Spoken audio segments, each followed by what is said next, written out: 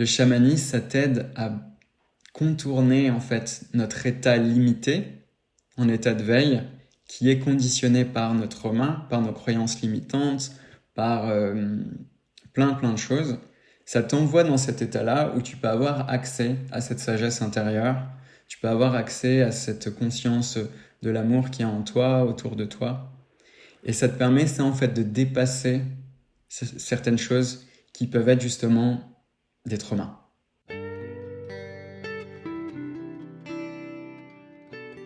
Bienvenue dans Pas de soucis, le podcast pour se libérer de l'anxiété avec Camille Thomas.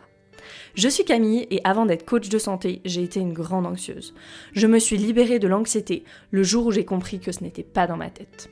Pas de soucis, c'est le podcast pour celles et ceux qui sont fatigués par tout ce qu'ils ont essayé et qui savent qu'ils ont le pouvoir de guérir de l'anxiété naturellement.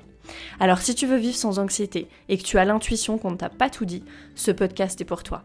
Je te retrouve tous les lundis pour explorer les pistes qui te permettront d'accéder au calme à l'intérieur de toi. Aujourd'hui dans Pas de soucis, je reçois Guillaume Zender, praticien en chamanisme informé trauma et créateur du compte désormais très suivi sur Instagram Chamanisme Intégratif. Dans cet épisode, Guillaume nous parle de ce qu'est le chamanisme, de pourquoi y ajouter la régulation du système nerveux a été indispensable à sa guérison, de quelles plantes peuvent aider à soulager l'anxiété, d'une réponse de survie dans laquelle tu te reconnaîtras peut-être et bien plus encore. Bienvenue Guillaume dans cet épisode de Pas de soucis, merci infiniment pour ta présence. Je sais qu'on attendait tous les deux cette conversation avec enthousiasme, avec impatience, donc je suis hyper contente de cette rencontre. Bienvenue. Et moi j'aime bien, tu vois, faire ces conversations et je me dis on enregistre et comme ça on en fait profiter plus de monde, donc c'est génial. Est-ce que tu peux commencer par juste déjà nous dire qui tu es, praticien en chamanisme, qu'est-ce qui t'a amené là en fait, on en a parlé un petit peu, mais dis-nous, qu'est-ce qui t'a amené au chamanisme, au système nerveux? Voilà, je suis curieuse. Ouais, écoute, c'est un petit peu une longue histoire, mais je vais essayer de la résumer pas mal. Donc, c'est en fait, si tu veux, j'ai toujours été, depuis très petit, j'ai un parcours assez particulier parce que j'ai commencé très jeune à être passionné de spiritualité et des réalités invisibles. Je suis né dans un petit village et dans ces petits villages, dans cette campagne, il y avait des rebouteux, des guérisseurs et tout ça. Et mes parents, ils nous amenaient quasiment jamais chez les docteurs. C'était dès qu'on avait un petit truc, on allait chez un guérisseur ou un rebouteux.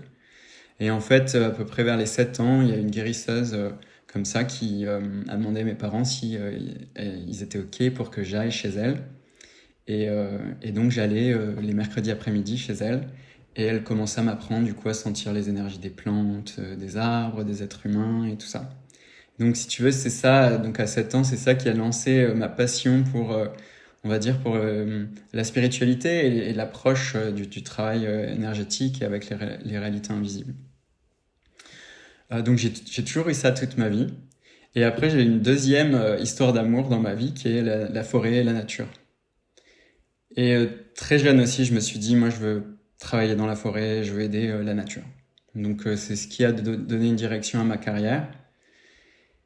Donc je me suis formé dans la gestion des forêts et de l'environnement. Parce qu'il fallait quand même faire un truc sérieux. Voilà, c'est ça. Mais moi, de toute façon, il fallait que ce soit en relation avec la nature. Et en fait, c'est ce qui m'a amené à vivre en Amérique du Sud. Donc mon premier boulot, c'était en Amérique du Sud. J'ai vécu 1 an en Équateur et puis 2 ans en Colombie. Et je travaillais avec des communautés indigènes d'Amazonie et dans les Andes aussi pour les aider à trouver des alternatives aux activités qui causent de la déforestation. L'idée, c'était vraiment de réduire la déforestation.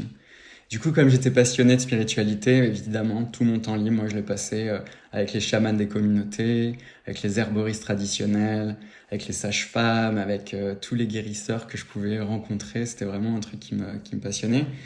Et je me suis aussi formé, du coup, parce que avec, si tu veux, là-bas, ces approches chamaniques, ça m'intéressait vraiment à ce qu'était le chamanisme.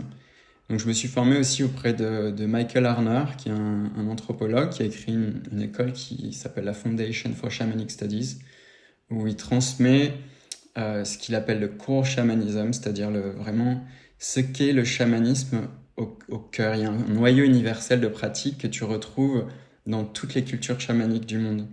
Donc c'est une pratique chamanique dénuée d'aspects culturels et religieux, mais qui permet quand même d'avoir accès à ces états modifiés de conscience. Donc voilà, c'est tout ça qui m'a amené vers le chamanisme. Après, donc j'ai parcouru énormément de chemins comme ça avec ces pratiques-là. Mais je me suis aussi aperçu, et ça a été surtout suite à une crise personnelle, on va dire, dans ma vie, que en fait, ce qui depuis tout petit motivait ma passion et mon engouement pour toutes ces pratiques spirituelles, c'était quelque chose que j'arrivais pas à nommer vraiment, parce que j'avais pas vraiment conscience de ce que c'était, parce qu'en fait, finalement, moi, je suis né avec cette sensation. En fait, c'était l'anxiété. Je suis né, j'arrivais pas à la nommer parce que ça faisait partie de moi, si tu veux. Je pense que vraiment, je suis né anxieux, né avec de l'anxiété. Et je pense que ce qui a fait que je me suis engouffré dans ces pratiques-là, c'est parce que c'était le seul refuge que j'avais, c'était là où je sentais que j'allais mieux, en fait. Bon, même si c'était une petite illusion de mieux, parce qu'en fait, c'était rien par rapport à ce que je ressens maintenant. Mais du coup, cette crise m'a montré que cet inconfort, malgré tout le travail de guérison que j'avais fait avec les guérisseurs, avec les plantes, avec l'énergétique, c'était toujours là, cette problématique. Et c'était revenu de plus belle, avec des crises d'angoisse qui revenaient, enfin, la dépression, c'était vraiment très très difficile. Et c'est cette crise-là qui m'a mis sur le chemin des traumas. Et c'est donc, voilà, je me suis dit, c'est pas possible, quoi. T'as passé, ça fait à peu près 2 ans, t'as passé 31 ans à essayer de te guérir, à faire les trucs les plus dingues possibles en termes de guérison.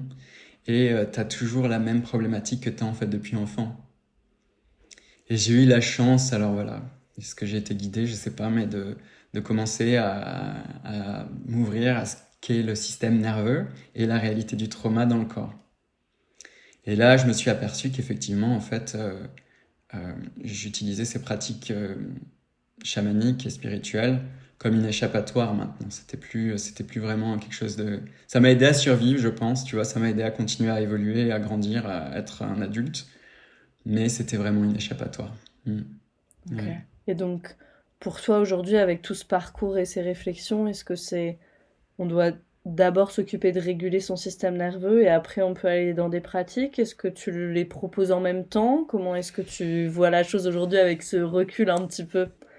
Est-ce que c'est de là qu'est né le chamanisme intégratif? Parce que d'ailleurs, c'était une de mes questions, c'est quoi du coup? Parce que le chamanisme, peut-être que d'ailleurs tu peux nous dire aussi ce que c'est le chamanisme. T'as parlé de ce core shamanism, mais du coup c'est quoi? C'est cette connexion à la nature? Qu'est-ce que c'est? Je pense que tout le monde qui nous écoute connaît pas forcément. Ouais. Donc c'est quoi le chamanisme? Et du coup avec cet aspect du système nerveux, c'est quoi le chamanisme intégratif? Est-ce que c'est toi qui l'as inventé? Voilà, ouais, Ouais. dis-nous un peu. Alors, je vais commencer quand même par ta première question, pourquoi le chamanisme intégratif et du coup, est-ce que spiritualité doit venir après système nerveux? Alors, je pense que c'est bien de garder en tête et d'avoir conscience que les pratiques spirituelles, ça peut vraiment aider, mais que ça peut être une échappatoire et une sorte d'addiction qui nous empêche de faire face à notre mal-être. Ouais, tu sais, c'est super intéressant ce que tu dis. Ça me fait penser, on dit spiritual bypassing, tu sais, Exactement. en anglais, ouais. Ouais. Et moi, avant de me former avec Lucille en breathwork, j'avais fait une formation avec Sacred Breath Academy, une Kaya aux États-Unis. Et elle parlait énormément de spiritual bypassing et comme le breathwork était utilisé aussi comme spiritual bypassing, on avait été beaucoup formés là-dessus. Donc c'est super intéressant ce que tu dis. Donc du coup, pour ceux et celles qui nous écoutent, pour qui c'est pas super clair, ça spiritual bypassing, donc c'est le fait d'aller dans des pratiques spirituelles en fait, mais pour pas comme une forme de dissociation en fait, un petit peu, C'est hein, ça. pour pas être dans le corps et pour pas être avec l'inconfort. Ok. Ouais, c'est ça. Ouais, en fait, c'est souvent d'ailleurs, je pense que les gens qui, tu vois, parce que moi, typiquement, l'exemple de ma vie, quoi, c'est, j'étais dissocié déjà à 7 ans, je pense, tu vois, j'étais pas du tout dans mon corps. D'ailleurs, j'explique souvent ça aux gens. Quand je me regardais dans la glace, j'avais l'impression de me regarder d'en haut. Tu vois, je regardais une image d'en haut d'un corps que je voyais. C'est le chamanisme à la base qui m'a aidé quand même à me sentir un peu plus dans mon corps, mais voilà, c'était pour dire à quel point. Et donc je pense qu'effectivement, c'est une façon de renforcer cette dissociation, les pratiques. Ça peut être une façon de renforcer cette dissociation, les pratiques spirituelles, mais ça peut être aussi des aides incroyables. Et tu vois, le chamanisme, pour moi, c'est une pratique qui peut être un soutien déjà incroyable dans la résolution des traumas et qui peut apporter aussi quelque chose en plus. Du coup, je vais parler peut-être un petit peu de ce qu'est le chamanisme pour que tu Ouais, puisses mieux voilà. comprendre de pourquoi je Mm, considère que c'est un soutien. mm.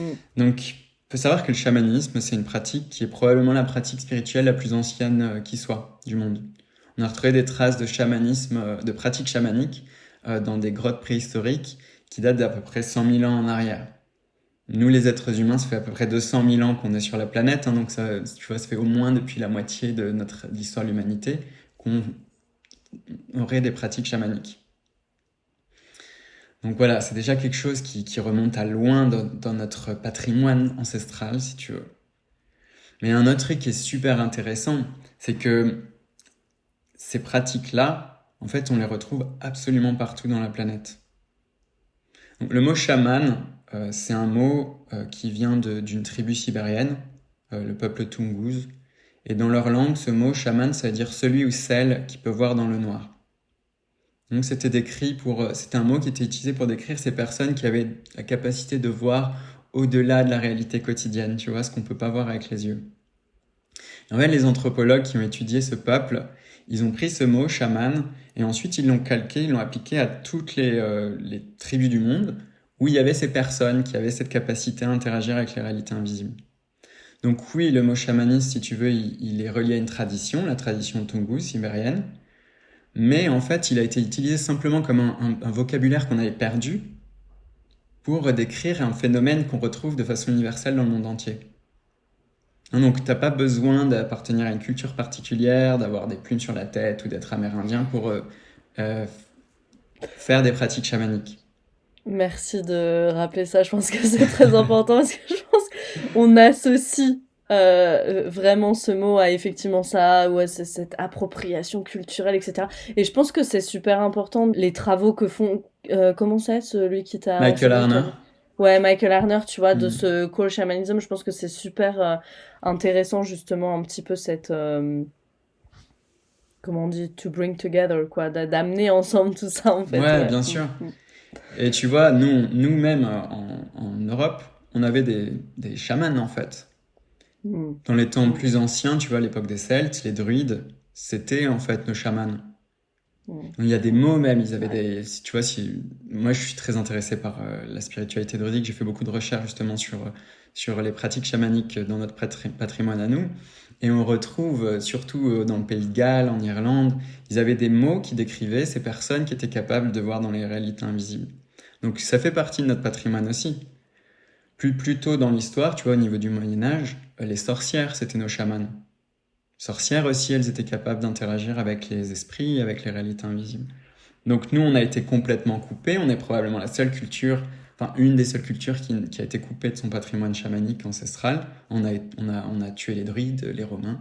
Les sorcières ont été exécutées aussi. Mais c'était aussi dans notre culture. Ok, donc on a ces pratiques spirituelles et comment ça vient s'intégrer pour toi avec le système nerveux si on revient sur notre Ouais, sujet? donc du coup, ce que je trouve génial, si tu veux, avec le chamanisme, c'est que ça te permet... donc la base du chamanisme, c'est en fait des outils qui te permettent d'altérer un petit peu ton état de conscience. Ok. Si tu veux, bon, toi tu connais ça avec le breathwork, tu l'as déjà expérimenté avec le breathwork parce qu'on peut atteindre ces états-là avec le breathwork. Mhm. Mais avec le chamanisme, c'est vraiment aller dans cet état-là à volonté.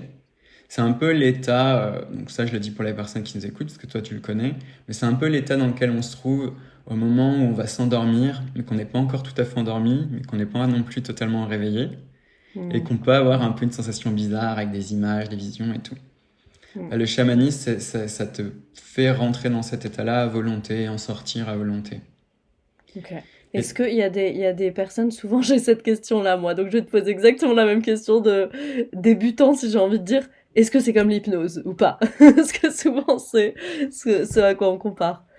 C'est en fait un voyage chamanique, oui, c'est proche de l'hypnose, sauf que dans l'hypnose, t'es guidé par quelqu'un, dans un voyage chamanique, t'es guidé par un esprit allié.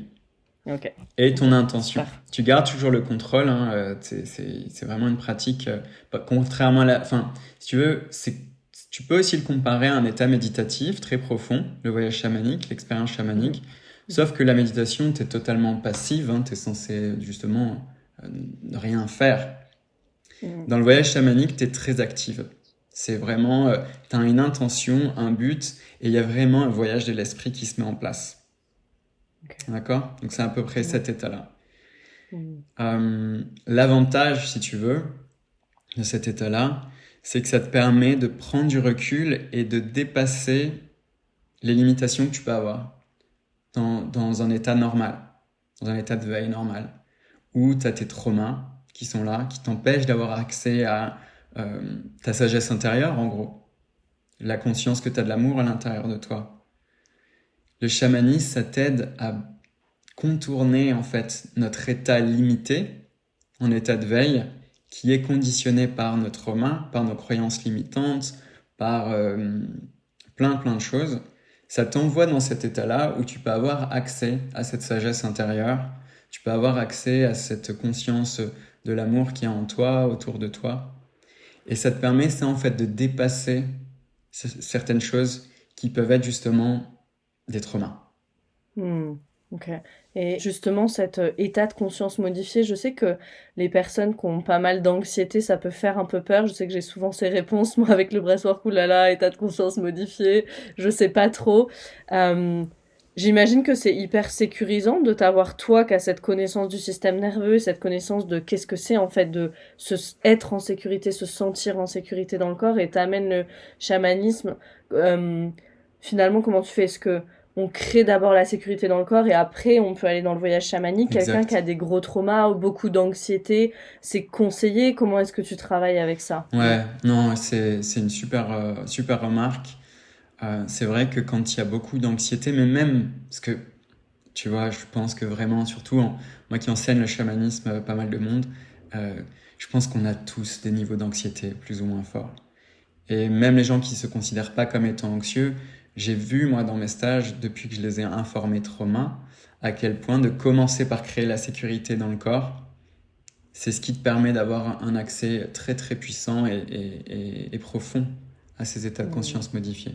Donc oui, je Mmh. commence toujours par créer une sorte de cocon de sécurité avant d'entrer dans ces états de conscience. Tu peux nous donner un ou deux exemples de pratiques, peut-être des pratiques que toi t'aimes bien, qui marchent bien pour toi, pour ramener la sécurité dans le corps, peut-être pour qu'il y a des personnes qui nous écoutent et qui commencent à avoir un sens de ça. Ouais. Euh, il y en a plein. Oui, il y en a plein. Moi, ce que j'aime bien Celle faire, que t'aimes bien, voilà, celle ouais, que t'aimes bien faire toi. j'aime beaucoup le câlin papillon. Mm. Tu connais, hein? Yes. Ouais, Ouais, c'est donc ouais. on met ses mains sur la On tapote. poitrine et on tapote voilà, en alternant.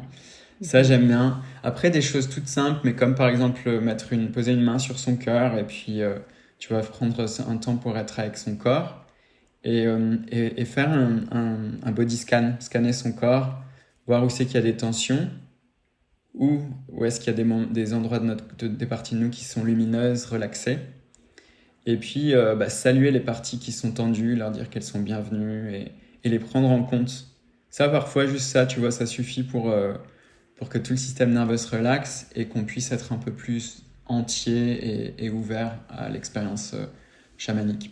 Mais pas que, hein, ça sert vachement aussi dans la vie de tous les jours, ça. Mm. T'avais fait une petite vidéo sur ça et c'est une pratique dont on parle beaucoup en somatic experiencing, donc ça m'a tilté, tu vois, parce que là je me lance dans dans ce grand parcours. Dans l'anxiété, tu sais, on dit cet inconfort et c'est super intéressant. Je fais le parallèle rapidement, mais avec, tu disais ceux qui voient dans le noir. Et moi j'aime bien utiliser cette métaphore au début en disant aux personnes, on va aller dans vos sensations en fait et peut-être qu'au début, ça va paraître comme si vous alliez dans une pièce où il y a du noir, en fait. Et on va voir qu'est-ce qu'il y a dans la pièce, qu'est-ce qu'il y a comme objet, on va aller toucher les murs, et puis je vais être là avec vous, on va aller toucher les murs, tu vois. Ça Mm, peut être un peu cette sensation-là au début. Donc, absolument.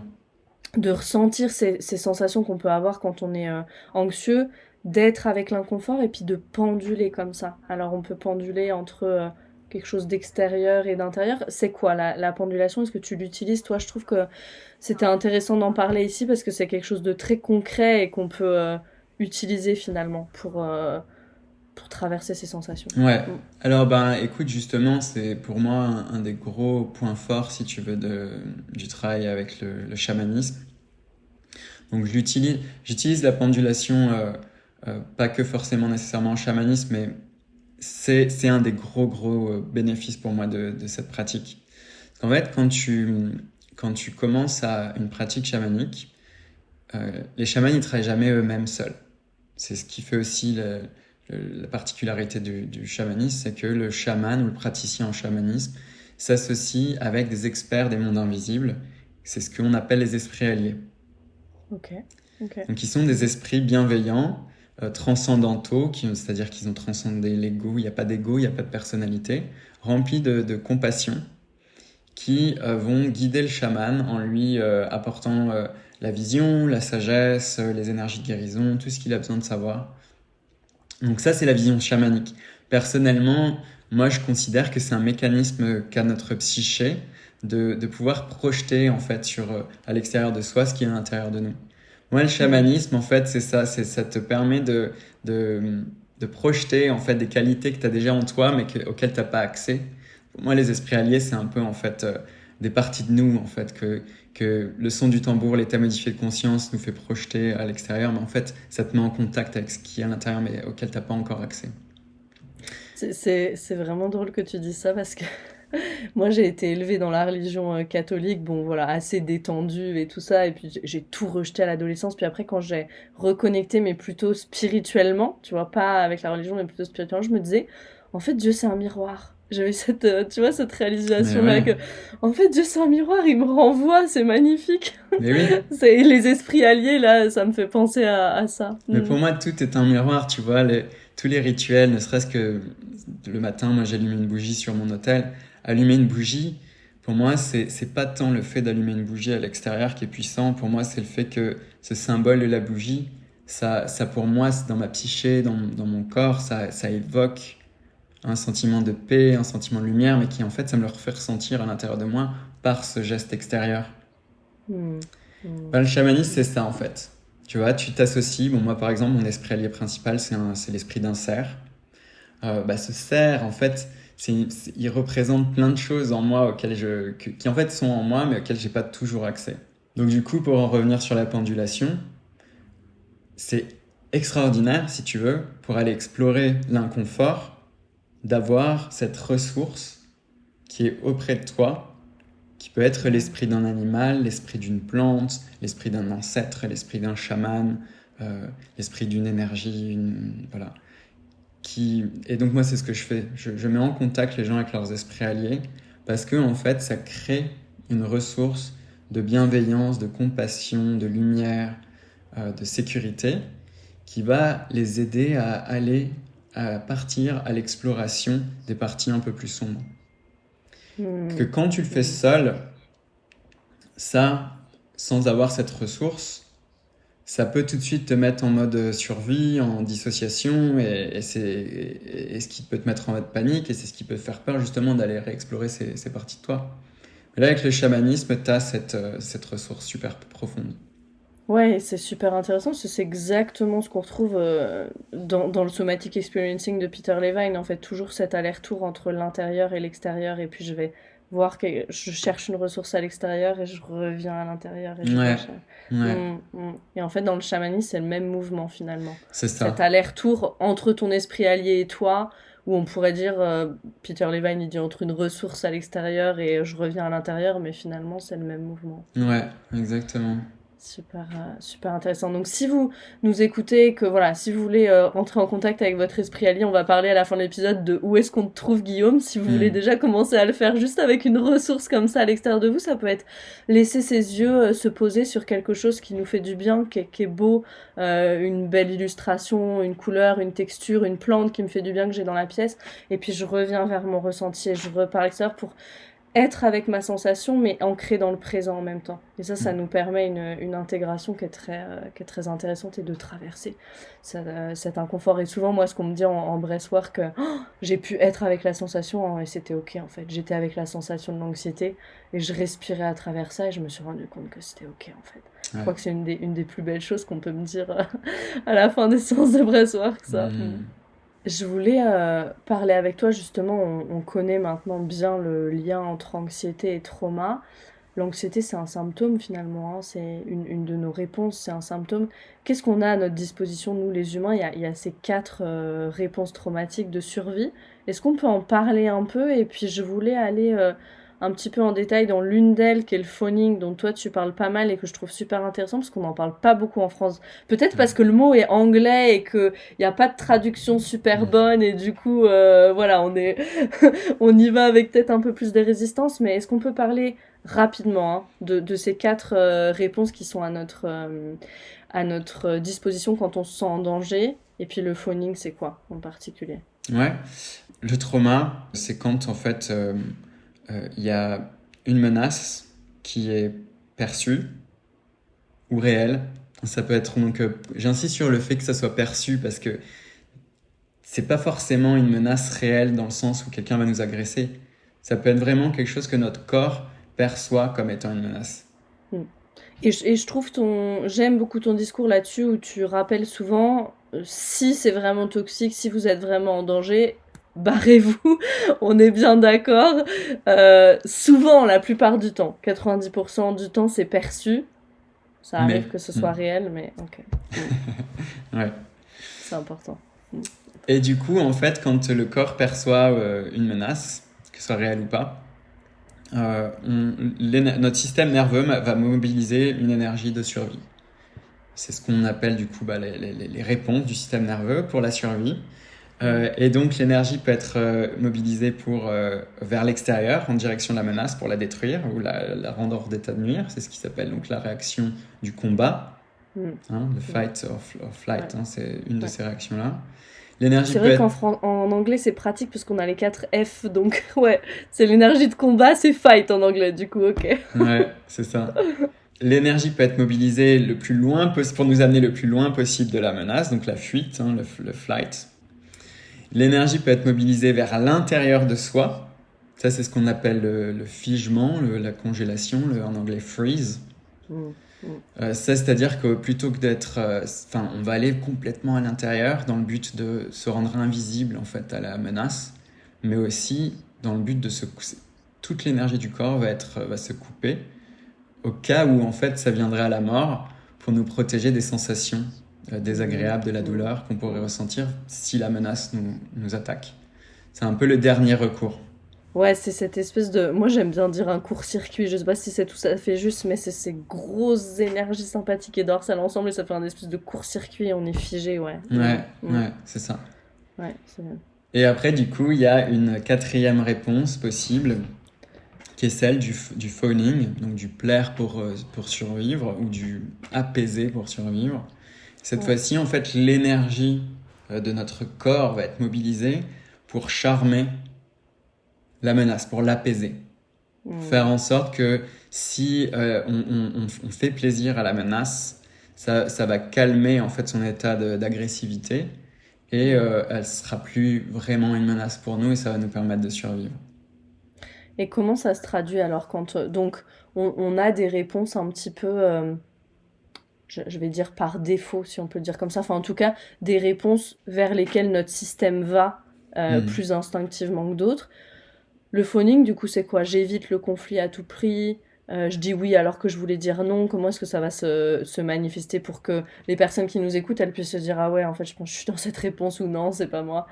Ouais, c'est ça. En fait, en général, quand on n'a plus le choix d'utiliser une autre action que le phoning, c'est-à-dire combattre, c'est pas possible. Très souvent, enfant, en fait, on a fait face à des adultes qui sont plus forts que nous, donc combattre, ça n'a pas de sens. Fuir, on peut pas fuir parce que si on part de la maison, on est en danger, donc c'est encore pire. Donc très souvent, en fait, la plupart d'entre nous, quand on est dans un contexte familial très très compliqué, on va se figer, hein, donc figement, dissociation. Mais quand même ça, c'est pas suffisant, on va aller vers le phoning.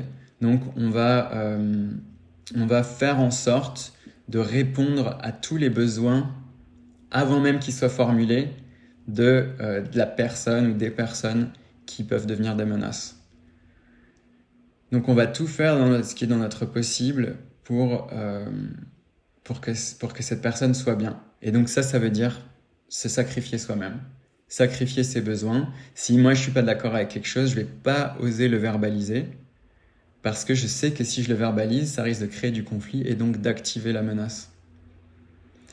Si je n'ai pas envie de faire une activité, je vais quand même me forcer à le faire.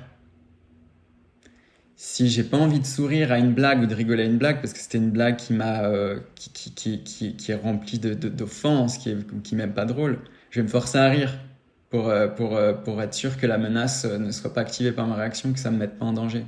Ouais, c'est magnifique.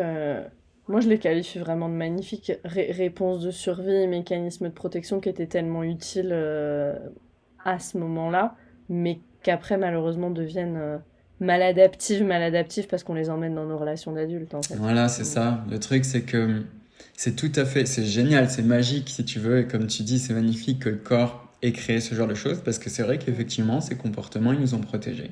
Et ces réponses-là, elles sont là pour nous protéger. Le problème, c'est que normalement, on est censé en sortir de ces réponses-là.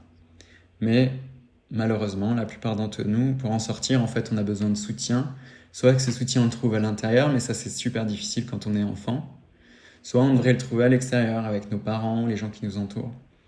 Mais quand on n'a pas accès à ça, bah, on reste figé dans ces réponses-là et elles deviennent part entière, elles font partie après de notre comportement, de notre personnalité.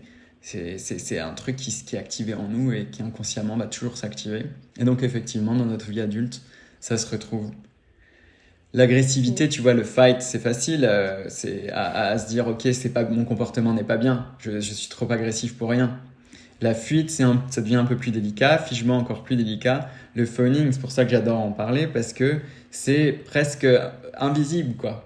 On a tellement... à part nous et même nous, des fois, on a du mal à se rendre compte qu'en fait, on a tendance à tout le temps s'auto-sacrifier. Sacrifier ses besoins et mettre en avant les besoins des autres. Et puis si on élargit un petit peu, on est dans une société qui encourage à fond le phoning, parce que s'il faut rentrer dans le moule, et c'est quand même ce qu'on nous demande, Mais totalement. voilà, et ben c'est bien d'avoir des gens traumatisés qui sont là-dedans, c'est encore mieux. Ah ouais. C'est plus pratique, tu vois. Ouais. Ouais, tout le travail de guérison, en fait, c'est ça, c'est de commencer à démêler ce sac de nœuds et de dire, ok, qu'est-ce qui est ma vraie personnalité, mon vrai moi, finalement, et qu'est-ce qui tient de tous ces mécanismes d'adaptation. Et c'est ce que tu disais au début, ça faisait partie de moi, en fait. On a tellement l'impression, on dit, ah, c'est ma personnalité. Et Gabor Maté, qui est un des grands experts sur le trauma, il dit, non, c'est pas votre personnalité, c'est ces mécanismes d'adaptation. En tout cas, un bon pourcentage de ce qu'on qualifie notre personnalité, c'est de l'adaptation. Donc, qu'est-ce qu'est ma personnalité? Qu'est-ce qu'est de l'adaptation? C'est ça, pour moi, c'est Ouais. ça le grand chantier de la guérison. Ouais, carrément. Et en fait, en prendre conscience, c'est même pas suffisant parce que pour moi, c'est tellement profond. Tu vois, le phoning, ça remonte vraiment à des périodes de notre vie où notre intellect et notre capacité émotionnelle, c'était pas encore pleinement développé. Du coup, en fait, quand tu crées ces mécanismes, ça va toucher vraiment à des réactions très, très primaires qui vont... tu vois, si tu te dis, si j'ose dire non, ça veut dire que je vais être agressé, violenté, peut-être rejeté. Et pour un enfant dont l'intellect n'est pas encore pleinement, pleinement développé, c'est égal à la mort, ça. Donc pour les animaux que nous sommes, la mort, c'est un des trucs qu'on évite à tout prix. Donc du coup, une fois adulte, de dire non, ça peut paraître tout bête, tu vois, mais ça va déclencher des mémoires hyper profondes qui vont peut-être même faire remonter des trucs du genre, si je dis non, je vais mourir en fait. La partie de nous qui est restée bloquée dans cette réponse traumatique peut se dire, je peux pas dire non, je vais mourir si je dis non. Et générer énormément d'anxiété, Ouais. par exemple. Voilà, par exemple. Et je dis ça pour pas que les gens qui nous entendent culpabilisent en se disant, mais pour moi, dire non, c'est trop dur, quoi. Je reconnais que j'ai cette réaction-là, mais j'ai beaucoup de mal à changer. C'est normal, parce que c'est vraiment quelque chose qui vient chercher des choses hyper profondes, qui dépassent simplement la compréhension intellectuelle, quoi. Oui, c'est un des gros travaux, c'est un des gros morceaux qu'on fait en coaching, en fait.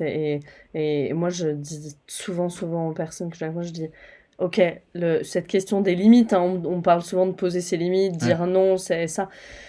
ok, on va devoir réguler avant, on va devoir réguler après, on va y Exactement. arriver, on va y aller, on va prendre le temps d'être dans nos sensations pour comprendre c'est quoi les limites qui sont basées sur ma vérité et pas ces limites un peu réflexes d'autoprotection qu'on regrette après, c'est quoi vraiment les limites que j'ai envie de poser, on va réguler avant, s'ancrer en ventral, on va réguler après et on va prendre le temps en fait et on va les faire vraiment, vraiment graduellement.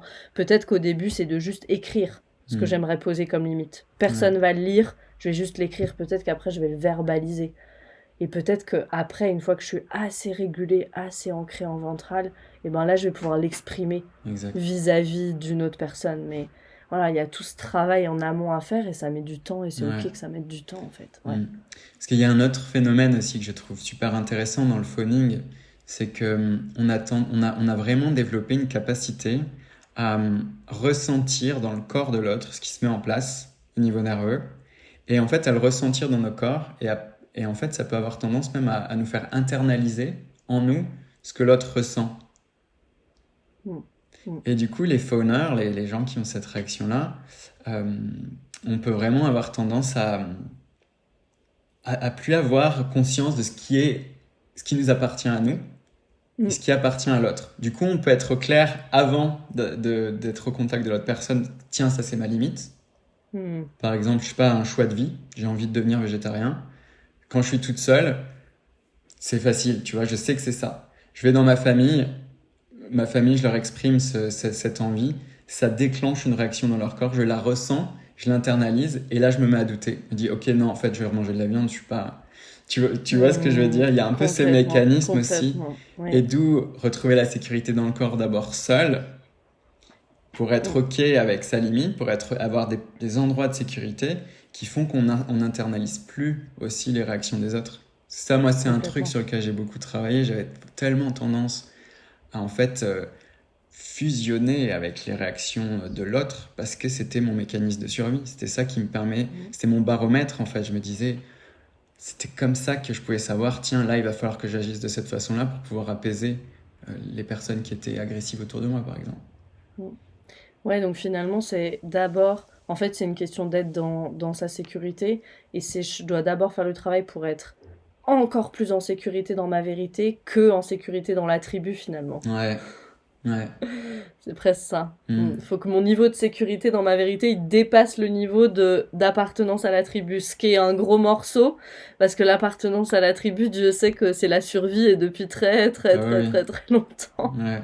Mais magnifique, merci beaucoup. C'est super de faire le tour un petit peu de. Bon, on pourrait en parler encore, mais en relation avec le chamanisme, je voulais revenir un petit peu sur. Tu nous parlais de la nature, le lien entre la nature et nos systèmes nerveux. Ouais. Ah, j'adore ce sujet. Ouais. Qu'est-ce que tu dirais là-dessus? Bah alors, il y a deux choses, je pense, importantes. Euh, le premier, c'est. Bon, c'est peut-être les deux sont liés en fait, mais bon, on pourrait résumer ça en termes de co-régulation. Tu sais, donc ce mécanisme qui fait que nos systèmes nerveux sont capables de se réguler en étant en connexion avec le système nerveux d'une autre personne, d'un autre être. C'est pour ça que souvent, caresser son chat, son chien, qui ont des systèmes nerveux en général beaucoup moins traumatisés que les nôtres, voire pas du tout, ça nous aide, ça nous apaise. Ça, par raisonnement, ça apaise notre système nerveux. Moi, je ressens la même chose au contact de la nature, si tu veux. C'est comme connecter avec la nature, c'est comme connecter avec le grand système nerveux de la planète, enfin de mère nature, qui est un système nerveux qui est pour moi au top de l'harmonie, de la relaxation. Donc connecter avec la nature, c'est une façon vraiment pour moi très rapide de réguler mon propre système nerveux. Ça, je dirais, c'est la première chose. La deuxième chose, c'est que passer du temps avec la nature, pour moi, et c'est peut-être lié à ce mécanisme de corrégulation, mais je me suis rendu compte que ça créait en moi suffisamment d'espace pour pouvoir prendre du recul sur mes états d'activation. Tu vois, quand tu es activé, tu vois que ça. Tu t'identifies à l'activation, ton mental crée des histoires qui collent avec ces états d'activation, avec ton mal-être, et on a beaucoup de mal à en sortir par soi. Quand je suis dans cet état-là, et que même un contact humain, c'est trop activant pour moi, aller à la rencontre d'une plante, par exemple, ou d'un arbre, Mm. ça me permet de suffisamment me calmer et de créer suffisamment d'espace à l'intérieur de moi pour pouvoir en fait me désidentifier de mon état d'activation Mm. et, comme ce que j'ai dit avec le chamanisme, avoir accès à de la sagesse, avoir des prises de conscience qui me permettent en fait de faire circuler un peu cette énergie et en tirer des leçons. Donc c'est en ça que pour moi le contact avec la nature est super guérisseur et super important. Ouais, c'est intéressant parce que j'ai pas mal de personnes moi, qui me disent c'est un peu le dernier recours, tu sais, quand il n'y a plus rien qui marche, Ouais, je vais dans la nature parce que ça, je sais que c'est ça qui marche. Et peut-être que on peut faire cette invitation là pendant l'épisode. Est-ce que ça pourrait pas être votre premier recours, au lieu que ce soit le dernier bah recours, et un exactement, recours préventif même, tu vois. Moi, je sais que je vais marcher 2 fois par jour en forêt, hein, je peux pas faire autrement. C'est. absolument. Mm, mm, Et je sais que toi t'adores travailler avec les huiles essentielles.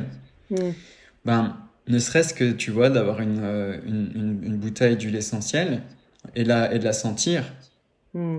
c'est en fait d'un point de vue chamanique toute partie de la plante, donc ça, la médecine de la plante, l'huile essentielle, c'est une des parties de la médecine de la plante, contient Ouais. toute l'information spirituelle, l'énergie, l'esprit de la plante. Donc Mm, quand tu renifles, quand tu sens une bouteille d'huile essentielle, spirituellement, chamaniquement, en fait, tu te mets en contact, t'appelles à toi l'énergie de la plante. Et mm. parfois, ça peut suffire pour sentir cette présence bienveillante qui vient t'accompagner, t'entourer, et avoir un bénéfice similaire à une balade en nature ou une connexion chamanique avec l'esprit d'une plante.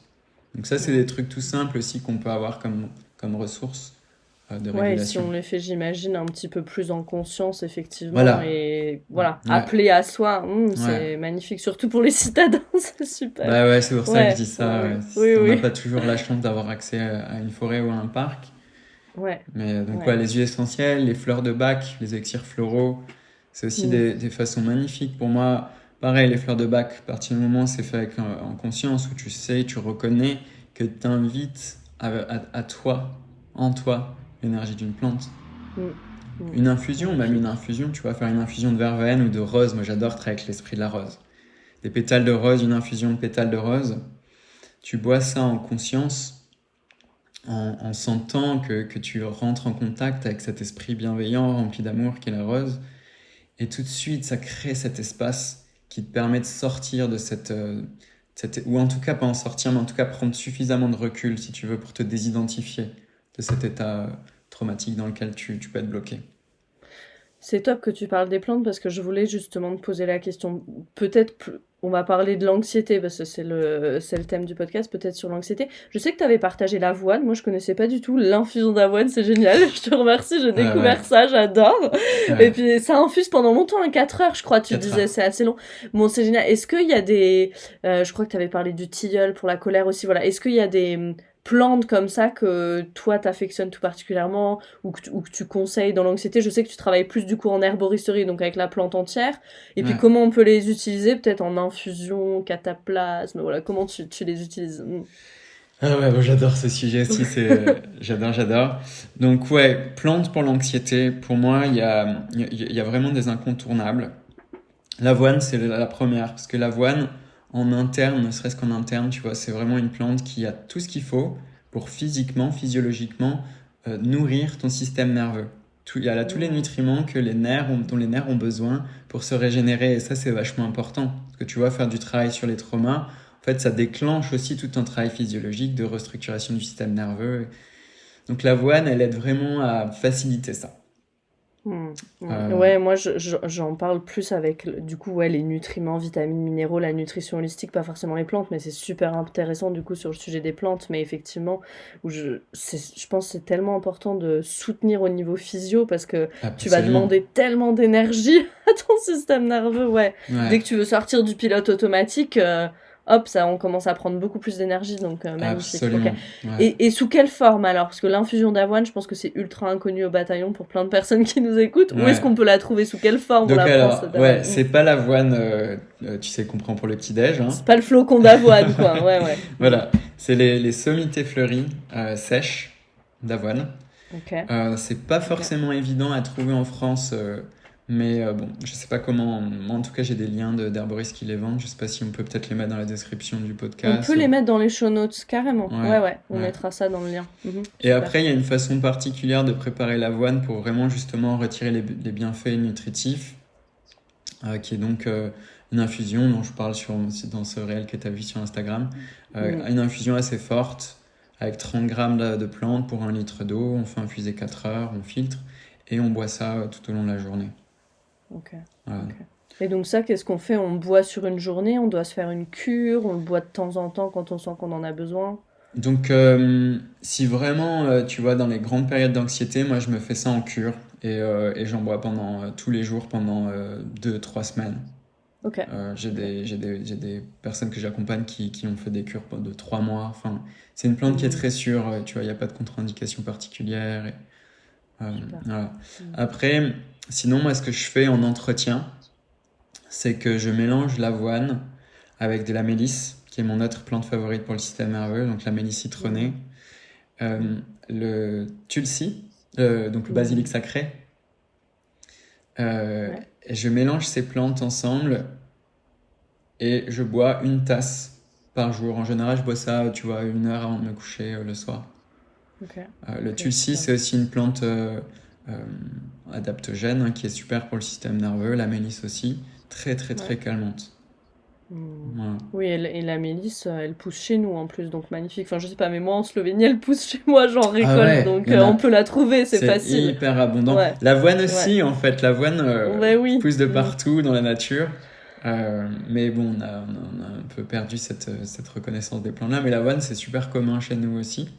Ok. Le basilic sacré, bon, c'est une plante qui est originaire d'Asie, d'Inde surtout. Ouais, d'Inde. Mais ça pousse très bien en pot, donc ça, c'est aussi un truc qu'on peut cultiver dans son jardin.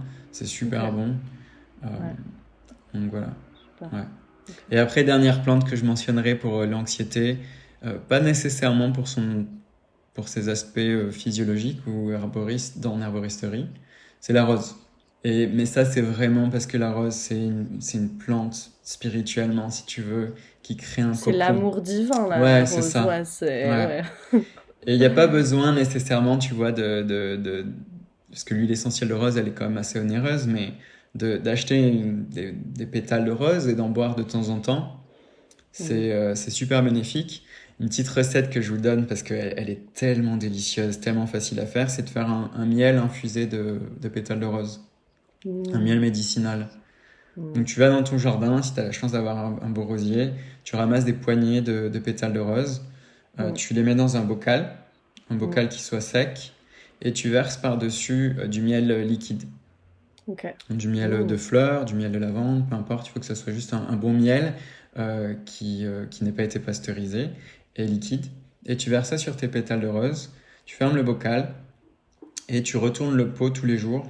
Donc un coup tu le mets sur le couvercle, un coup tu le mets sur le côté normal. Ça fait traverser le miel, en fait, va traverser les pétales de rose. Au bout de 3-4 jours, déjà, en fait, les pétales se seront tout recroquevillés et tous les bienfaits des pétales de rose seront rentrés dans le miel. Et au bout de 2-3 semaines, en fait, on a un miel infusé de rose qui a un parfum hyper délicat, qui est super bon. Et tu peux prendre une cuillère à café de ce miel infusé de pétales de rose, mettre dans une tasse, verser de l'eau chaude, pas bouillante dessus.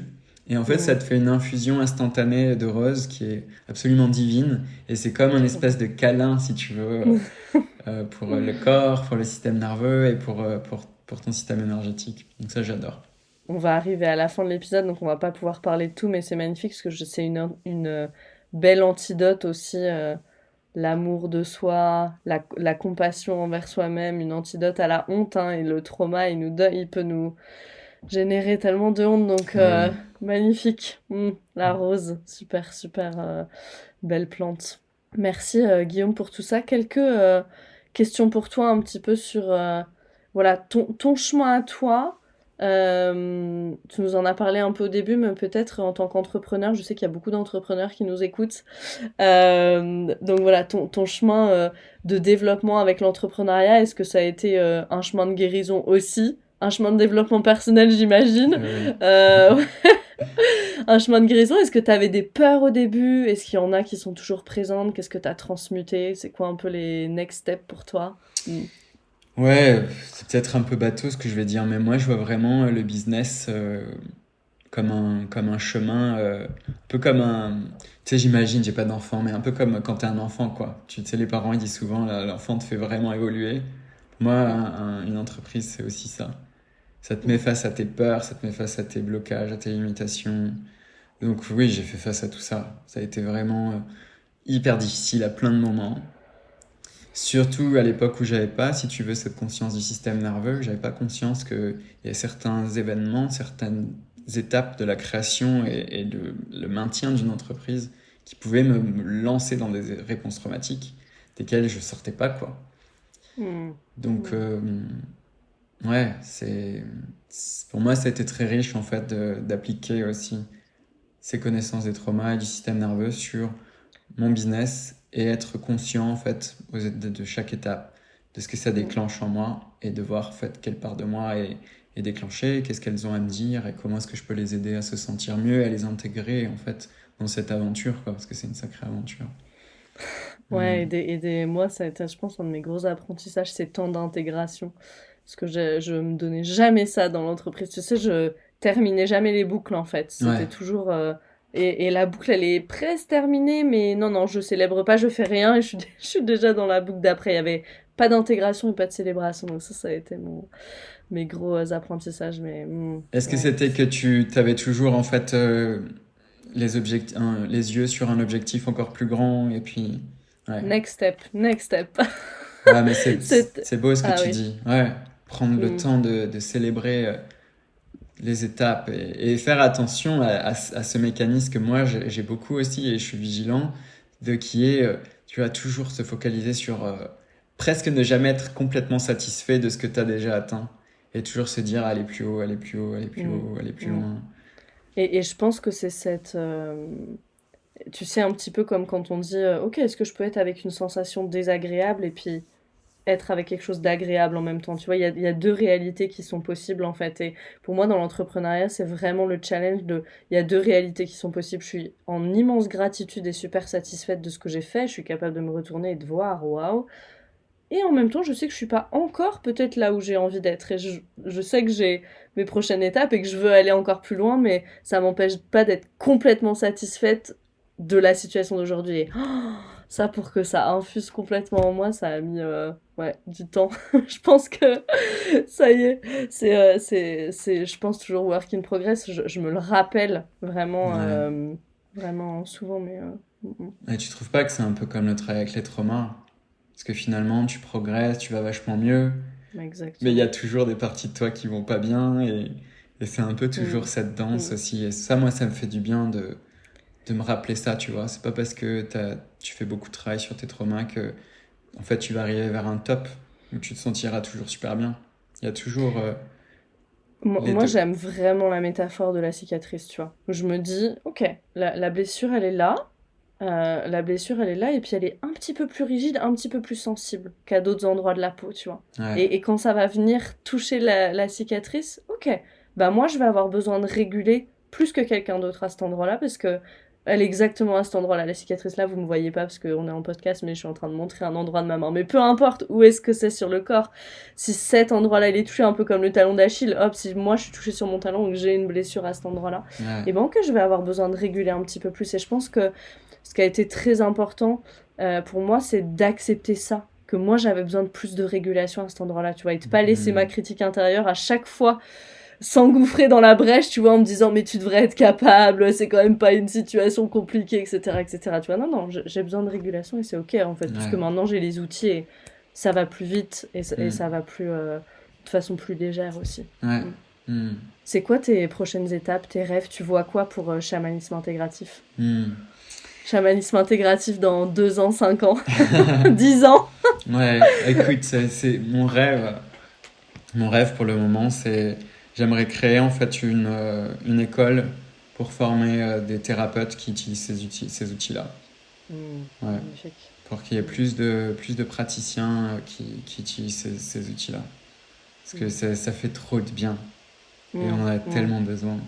À la fois du chamanisme et du système nerveux du coup. Hein. Mm. Voilà, ouais, vraiment, ouais, ce Mm, côté, mm. ouais, côté chamanisme informé trauma. Ouais, qui inclut tout. Ouais. Magnifique. Je crois que t'es le seul plus ou moins à parler, enfin à avoir intégré de cette façon-là ces notions, non? Moi, je connais personne d'autre vraiment. Ouais, je crois pas non plus, ouais, effectivement. Ouais.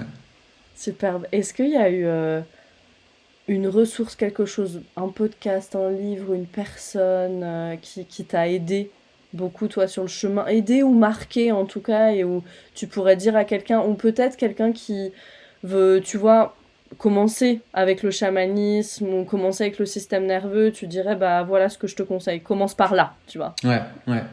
Bon, bah, pour moi, sur la voie du chamanisme, il y a vraiment un point de départ qui est super à faire. C'est de lire le livre de Michael Harner sur le chamanisme qui s'appelle La voie du chaman. Ok, on Ouais, le mettra dans les show notes. Ok, ouais, la voix du chaman. Ok, on mettra le lien. ouais. Mhm. Et après, sur le système nerveux, j'ai énormément de ressources pour ça. Mais je dirais que vraiment, peut-être la ressource qui m'a le plus impacté, c'est un livre qui malheureusement n'est pas traduit en français, de Pete Walker, qui s'appelle Complex PTSD, from Surviving to Thriving. Et ça, voilà, je me suis tellement vu dans la description de ce syndrome post-traumatique complexe. Ça a Mhm. été vraiment des révélations pour moi. Si vous n'êtes pas super à l'aise avec l'anglais, il y a sur les traumas, Réveiller le tic de Peter Levine qui est Ouais, exceptionnel, Quand le corps dit non de Gabor Gabor Maté ou Maté. Le corps n'oublie rien de Bessel van de Kolk, c'est 3 super livres aussi. Donc si jamais voilà, vous dites ah non, c'est en anglais. Il y en a d'autres qui ont été traduits depuis, mais que très récemment d'ailleurs, ces 3-là. Donc bon, super. Et sinon, Pete Walker, Complex PTSD. Ok, ce sera dans les show notes. Merci infiniment, Guillaume. Où est-ce qu'on peut te retrouver? Chamanisme intégratif sur Instagram. Voilà, ouais, sur Instagram, chamanisme intégratif. Donc, je poste des pratiques et du contenu lié à tout ce thème quasiment tous les jours. Et Mhm. sinon, mon site web, donc www.chamanismeintégratif.com.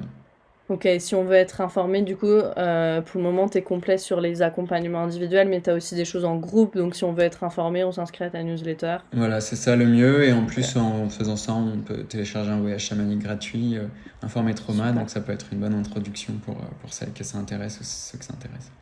Parfait point de départ avec les lectures que tu as conseillées. Magnifique. Merci infiniment, Guillaume. Merci beaucoup, beaucoup pour tous ces éclairages. C'était ultra intéressant et je suis sûre que ça va être tellement, tellement utile aux personnes qui vont nous écouter. Merci. Plein de belles choses. On te souhaite de thriving, comment est-ce qu'on dit en français, justement, de s'épanouir. Mais c'est encore plus que ça, thriving. C'est ouais, Prospérer, s'épanouir, ouais. fleurir. Ouais, Voilà, prospérer. On te souhaite ça absolument et à Chamanisme Intégratif et je suis sûre que tu seras de retour très vite sur le podcast. avec joie. Merci Guillaume, merci Je t'en infiniment. prie. Et pour toutes celles et ceux qui nous écoutent, on se retrouve très vite pour un autre épisode de Pas de soucis.